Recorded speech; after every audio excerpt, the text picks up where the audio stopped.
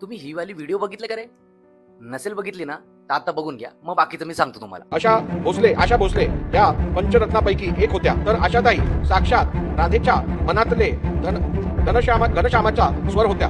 या समस्त भावना कोट्यावधी गान रसिकांच्या हृदयापर्यंत पोहोचविल्या. तर मित्रांनो, हा व्यक्ती आपल्या राज्याचा, महाराष्ट्र राज्याचा विधानसभा अध्यक्ष आहे आणि याला मराठी पण वाचता येत नाहीये. स्पष्ट लिहून दिलेलं आहे मराठी, तेही वाचता येत नाही.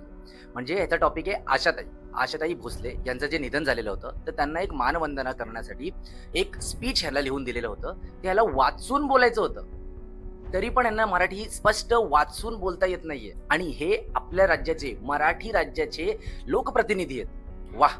गीतातील दुखरी वेदन आता काय बोलावं ना, मला त्या सुधरणा झालंय यार, मला समजतच नाहीये.